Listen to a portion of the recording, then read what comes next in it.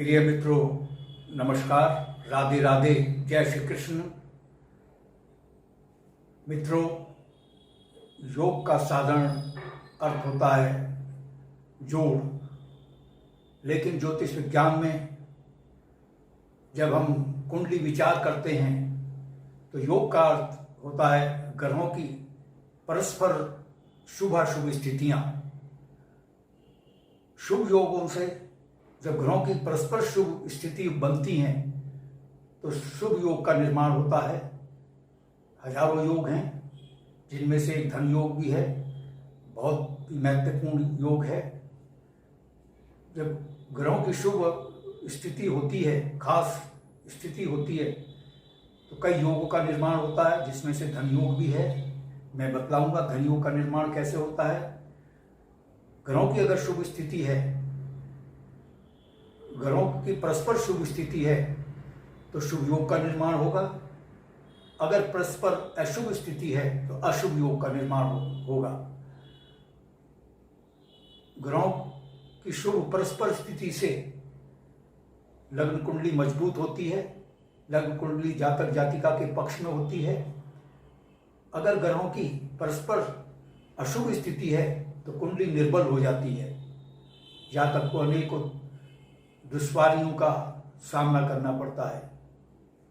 तो आइए आगे चलते हैं धन योग पर। धन योग का निर्माण कई प्रकार से होता है। ग्रहों की परस्पर कई प्रकार की शुभ स्थितियों से होता है। कई स्थितियां हैं, मैं एक एक स्थिति आपको बतलाऊंगा। आप अपनी लग्न कुंडली खोल के देखिए कि आपकी कुंडली में ग्रहों की शुभ स्थिति, परस्पर शुभ स्थिति धन योग का निर्माण कर रही है अथवा नहीं। धन योग की आपकी लग्न कुंडली में क्या स्थिति है, धन की क्या स्थिति है।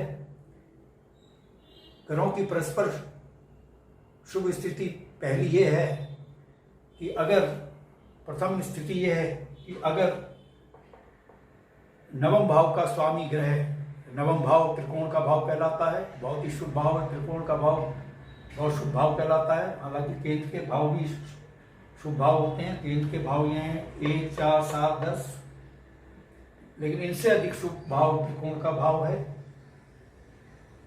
त्रिकोण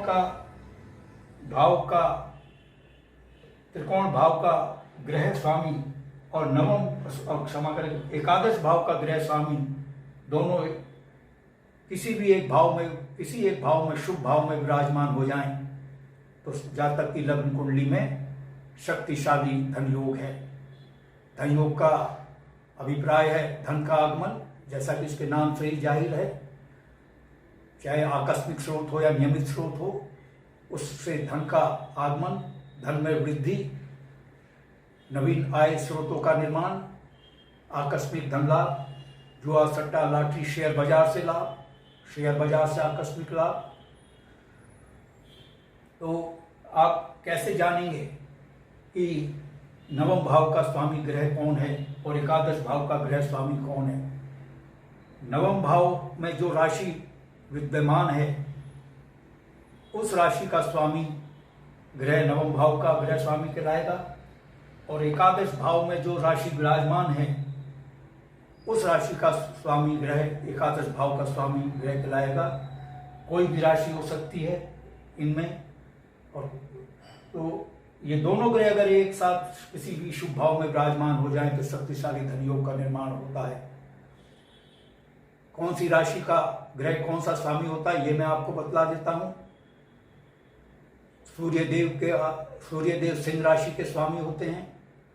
मंगल देव मेष और वृश्चिक राशि के स्वामी, चंद्रदेव कर्क राशि के स्वामी होते हैं, और बुध देव कन्या और मिथुन राशि के स्वामी होते हैं।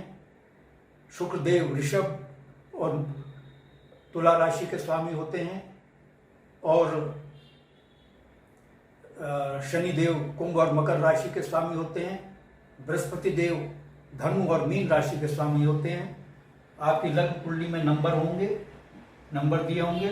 पहला नंबर डिनोट करता है मेष राशि को, दूसरा नंबर जो अनसर्किल्ड नंबर हैं वो राशियां हैं, और जो छोटे नंबर हैं ये भाव के नंबर हैं।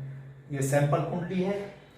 मेष राशि 1 नंबर से डिनोट होती है, वृष राशि नंबर 2 से डिनोट होती है, मिथुन राशि नंबर 3 से, 4 नंबर कर्क से, 5 नंबर सिंह राशि से, 6वां नंबर कन्या राशि को डिनोट करता है, 7वां नंबर तुला राशि को, 8वां नंबर वृश्चिक राशि को, 9 नंबर धनु राशि को, 10 नंबर मकर राशि को, 11 नंबर कुंभ राशि को और 12वां नंबर मीन राशि को डिनोट करता है।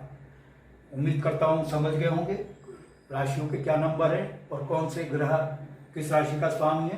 फिर पुनः सुन लिए। प्रथम स्थिति क्या है धन योग की।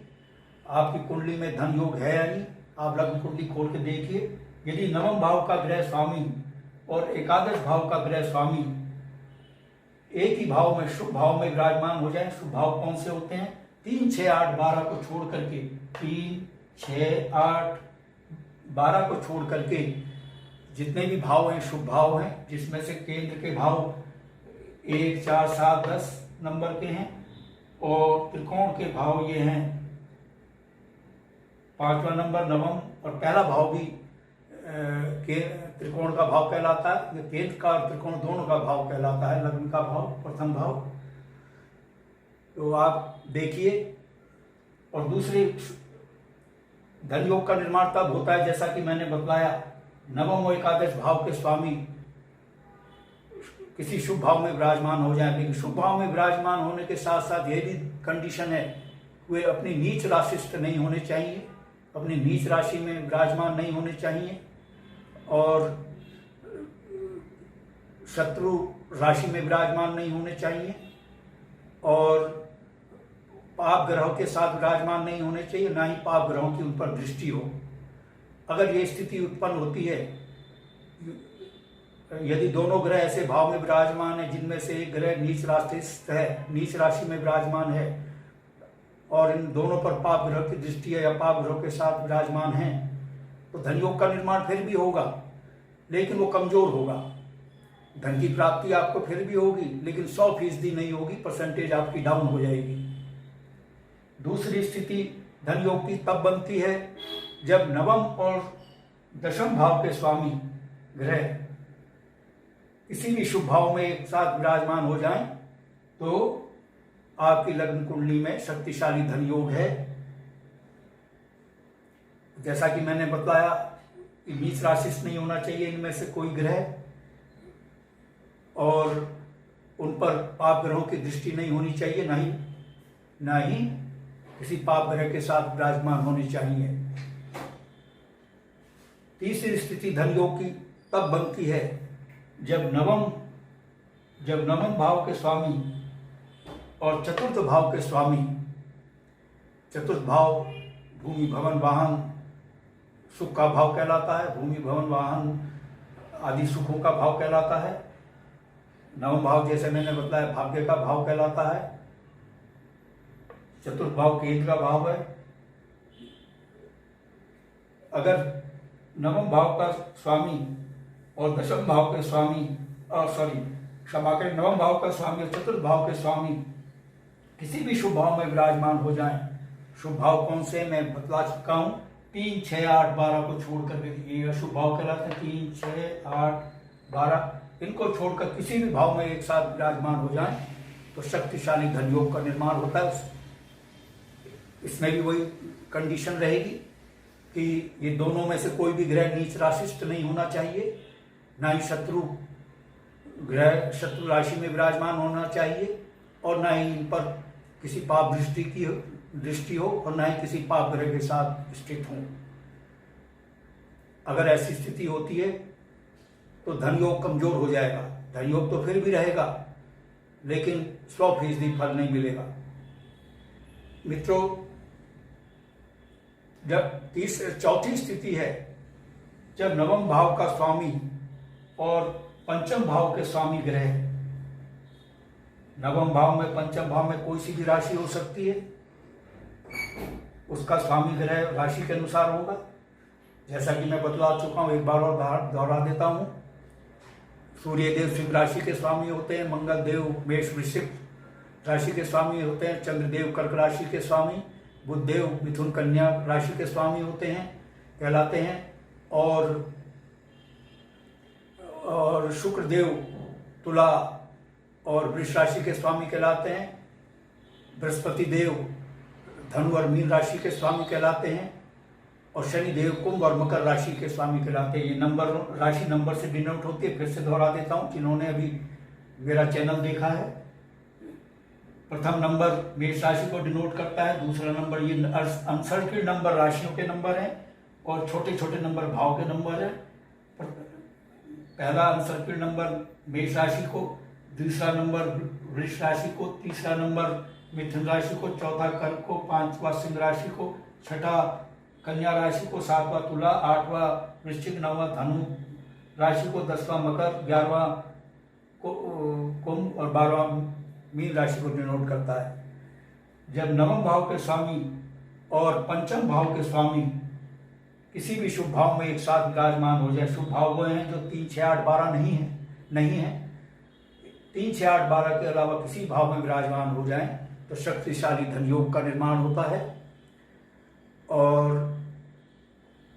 पंचम स्थिति एक स्थिति और है, यदि नवम भाव का स्वामी और प्रथम भाव का स्वामी ग्रह किसी भी शुभ भाव में विराजमान हो जाए, 3, 6, 8, 12 को छोड़कर, प्रथम भाव में कोई भी राशि हो सकती है, नवम में कोई भी राशि हो सकती है, इनका स्वामी ग्रह एक साथ अगर विराजमान हो जाए शुभ भाव में तो शक्तिशाली धन योग बनता है।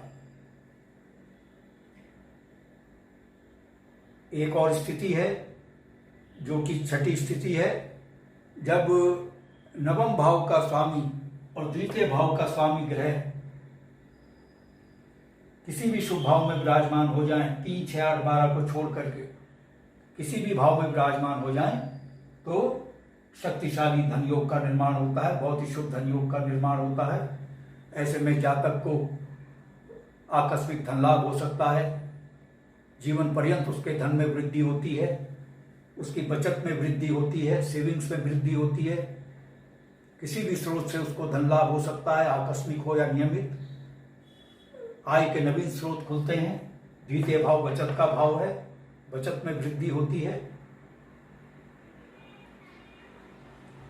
तो मित्रों, इसमें भी सभी जितनी भी स्थितियां हैं इनमें सभी में वही दशाएं रहेंगी जो मैं आपको बतला चुका हूं कि दोनों ग्रह शुभ भाव में विराजमान होने चाहिए, 3, 6, 8, 12 में विराजमान नहीं होने चाहिए। उनमें से कोई भी ग्रह अपनी नीच राशि में स्थित नहीं होना चाहिए, ना ही उन पर किसी पाप ग्रह की दृष्टि पड़नी चाहिए और न ही किसी पाप ग्रह के साथ विराजमान हो। एक और स्थिति है धन योग की, जब दशम भाव का स्वामी और चतुर्थ भाव का स्वामी ग्रह किसी भी शुभ भाव में विराजमान हो जाए, दशम और चतुर्थ भाव में कोई भी राशि हो सकती है, इसीलिए राशि दशम भाव का ग्रह स्वामी और चतुर्थ भाव का स्वामी ग्रह किसी भी शुभ भाव में विराजमान हो जाए, तीसरे छठे 8वें और द्वादश भाव को छोड़कर किसी भी भाव में विराजमान हो जाएं तो शक्तिशाली धन योग का निर्माण होता है। ऐसे जातक को प्रचुर मात्रा में धन लाभ होता है, उसकी वेतन में वृद्धि होती है, भूमि भवन वाहन में उसकी बेहताशा, सुख सुविधाओं में बेहताशा वृद्धि होती है, माता का सुख उसको मिलता है, उसकी माता दीर्घायु होती है, माता से उसका भरपूर सहयोग, परस्पर सहयोग रहता है, माता का स्वास्थ्य अच्छा रहता है। चतुर्थ भाव माता का भी भाव है। एक अन्य स्थिति और है, जब दशम और पंचम भाव के स्वामी, दशम और पंचम भाव आकस्मिक धन लाभ का भाव है और दशम भाव कर्म भाव कहलाता है। इनके दोनों स्वामी ग्रह किसी भी शुभ भाव में विराजमान हो जाएं, 3, 6, 8, 12 को छोड़कर किसी भी भाव में विराजमान हो जाएं तो जातक की लग्न कुंडली में शक्तिशाली धन योग का निर्माण होता है। दशम और पंचम भाव जो है मित्रों, वो आकस्मिक धन लाभ का भाव है, जुआ सट्टा लॉटरी का भाव है, शेयर बाजार का भाव, शेयर बाजार से उसको आकस्मिक धन लाभ होता है। ऐसा जातक अगर शेयर बाजार में इन्वेस्टमेंट करता है तो उसको भारी मुनाफा होता है। जिसकी जातक में, जिसकी कुंडली में दशम और पंचम भाव के स्वामी किसी भी शुभ भाव में विराजमान है, उसके कार्य क्षेत्र में आय में वृद्धि होती है। बिजनेस में है तो बिजनेस से उसको भरपूर आय होती है। नौकरी में है तो वेतन में वृद्धि होती है उसकी। एक अन्य स्थिति और है, जब दशम भाव का स्वामी और द्वितीय भाव के स्वामी, द्वितीय भाव आय भाव, बचत भाव कहलाता है, इसके स्वामी किसी भी शुभ भाव में विराजमान हो जाए। शुभ भाव से अभिप्राय 3, 6, 8, 12 इन भावों को छोड़कर यदि किसी भी शुभ भाव में विराजमान हो जाएं तो जातक की कुंडली में बहुत ही शुभ और शक्तिशाली धन योग का निर्माण होता है। द्वितीय भाव बचत का भाव कहलाता है। उसकी बचत में बेतहाशा वृद्धि होती है, प्रॉपर्टी में वृद्धि होती है, सेविंग्स में वृद्धि होती है, फिक्स डिपॉजिट्स आदि में वृद्धि होती है। और एक और अन्य स्थिति है, जब दशम और प्रथम भाव का स्वामी, लग्न का स्वामी ग्रह और दशम भाव का स्वामी ग्रह किसी भी शुभ भाव में विराजमान हो जाए 3, 6, 8, 12 को छोड़कर, तो ऐसे जातक को भारी धन लाभ होता है। नियमित और आकस्मिक स्रोतों से उसको धन में वृद्धि होती है। नवीन आय के स्रोत उसके खुलते हैं।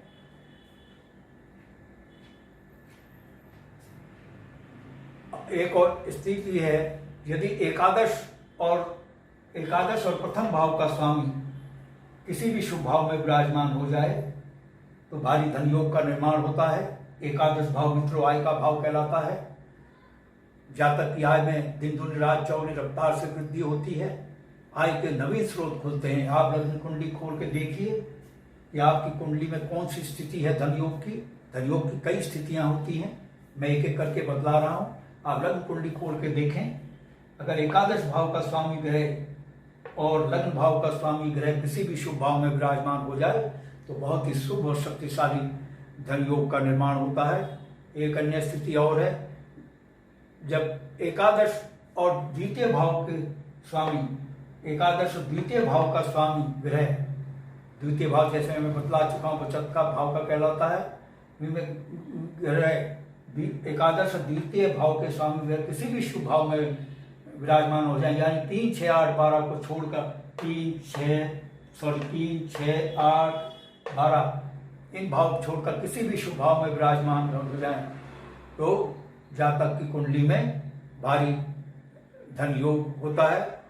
उसकी आय में दिन दूनी रात चौगुनी रफ्तार से वृद्धि होती है और बचत में भी भारी वृद्धि होती है। फिक्स डिपॉजिट और सेविंग्स आदि में उसमें भारी वृद्धि होती है। जब एकादश और चतुर्थ भाव का स्वामी ग्रह, एकादश और चतुर्थ भाव में कोई भी राशि हो सकती है, आप लग्न कुंडली खोल के देखिए, मैं आपको बतला चुका हूं कौन सी राशि का कौन सा ग्रह स्वामी होता है, आरंभ में ही मैं बतला चुका हूं। एकादश ग्रह का स्वामी, एकादश भाव का स्वामी, एकादश भाव का वो स्वामी होगा जो राशि एकादश में है, उसका ग्रह स्वामी, और चतुर्थ भाव में जो राशि है उसका स्वामी ग्रह अगर एक साथ किसी भी भाव में विराजमान हो जाए 3, 6, 8, 12 को छोड़कर, तो जातक की लग्न कुंडली में शक्तिशाली धन योग का निर्माण होता है। उसके भूमि भवन वाहन में वृद्धि होती है, भौतिक सुख सुविधाओं में वृद्धि होती है, प्रॉपर्टी में वृद्धि होती है और आय में भरपूर वृद्धि होती है। आकस्मिक धन लाभ उसको होता है, उसको आय के नवीन स्रोत खुलते हैं। एक स्थिति और है, अगर एकादश भाव का स्वामी ग्रह और पंचम भाव का स्वामी ग्रह यानी त्रिकोण के भाव का स्वामी ग्रह और आय भाव का स्वामी ग्रह, एकादश भाव नियमित आय का भाव है और पंचम भाव आकस्मिक आय का भाव है। यदि नियमित आय भाव का स्वामी ग्रह और आकस्मिक आय भाव का स्वामी यानी एकादश भाव का स्वामी ग्रह और पंचम भाव का स्वामी ग्रह 3, 6, 8, 12 को छोड़कर 3, 6, 8, 12 के भावों को छोड़कर किसी भी शुभ भाव में विराजमान हो जाए, 1 में विराजमान हो जाए, 2 में विराजमान हो जाए, 5 में हो जाए, 7 में, 9 में, 10 में, 11 में, किसी भाव में विराजमान हो जाए तो जातक को भारी धन लाभ होता है। उसके नियमित और आकस्मिक आय के स्रोत से भारी आय होती है।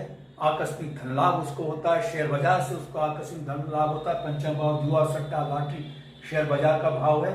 ऐसा जातक को शेयर बाजार से भारी मुनाफा होता है और आय के नवीन स्रोत खुलते हैं। नियमित जो आय का स्रोत है उसमें से भी उसमें भारी आय उसको होती है। एक और स्थिति है, काफी स्थितियां हैं। और जब एकादश और पंचम बता दिया मैंने, अगर प्रथम और द्वितीय भाव के स्वामी, प्रथम भाव लग्न का भाव कहलाता है और द्वितीय भाव जो है बचत का भाव कहलाता है। द्वितीय भाव आय का भाव कहलाता है, बचत का भाव कहलाता है।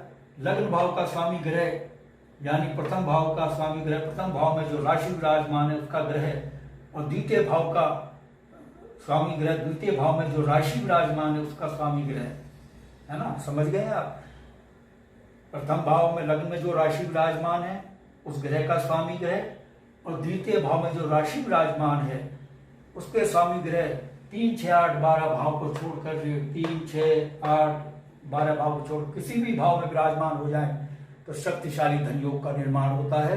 ऐसे जातक की बचत में दिन दूनी रात चौगुनी रफ्तार से वृद्धि होती है। बचत में तभी वृद्धि होती है जब आय में वृद्धि, यानी आय और बचत में आशातीत बढ़ोतरी होती है। एक स्थिति और है, यदि प्रथम और पंचम भाव के स्वामी ग्रह, पंचम भाव मैंने जैसे बतलाया आकस्मिक धन लाभ का भाव है, प्रथम और पंचम भाव के स्वामी ग्रह 3, 6, 8, 12 को छोड़ करके किसी भी शुभ भाव में विराजमान हो जाए तो जातक की लग्न कुंडली में बहुत ही शुभ और शक्तिशाली धन योग का निर्माण होता है। उसके धन में आकस्मिक रूप से भी वृद्धि होती है और नियमित आय में भी वृद्धि होती है। आकस्मिक आय में भी वृद्धि होती है। शेयर बाजार से उसमें अगर इन्वेस्टमेंट किया उसको भारी मुनाफा होता है और किसी भी स्रोत से उसको आकस्मिक धन लाभ जीवन पर्यंत होता रहता है। एक स्थिति और है मित्रों,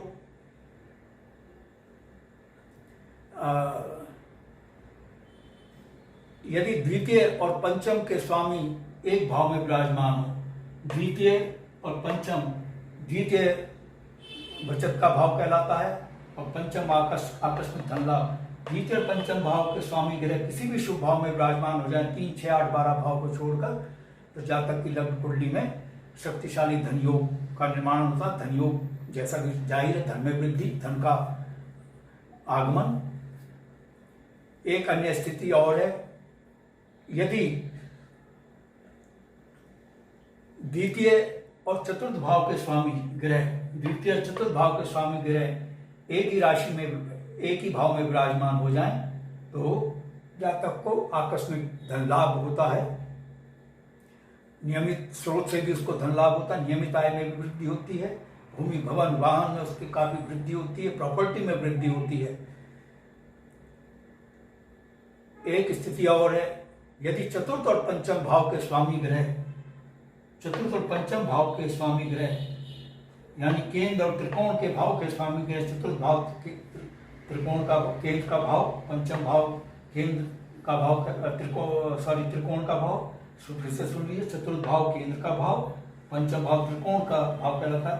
यदि चतुर्थ भाव और पंचम भाव के स्वामी ग्रह किसी विशुभ भाव में विराजमान हो जाए तो शक्तिशाली और शुभ धन योग का निर्माण होता है।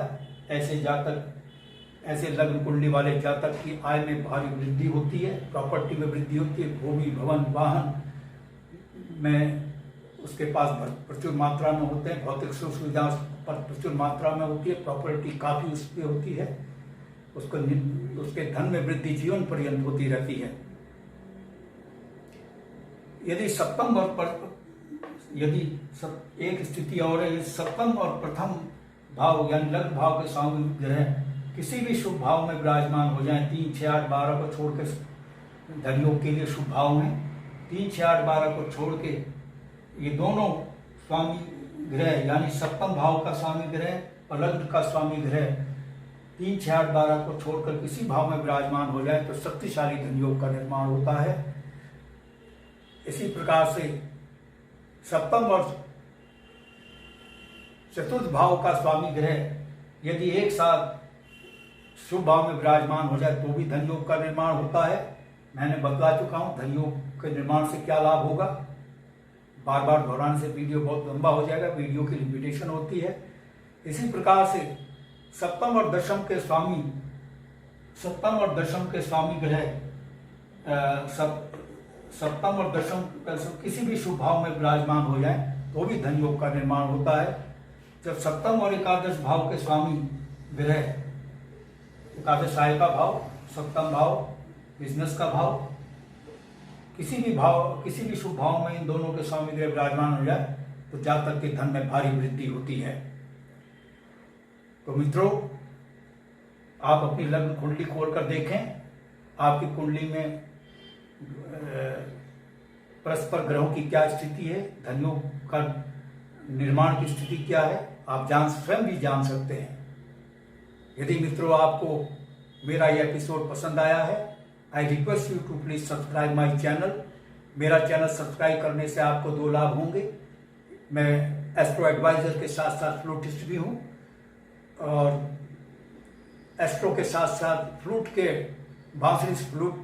फ्लूटिस्ट होने के नाते बांसुरी सिखाने के फ्लूट ट्यूटोरियल अपने इसी एस्ट्रो चैनल में डालता हूँ।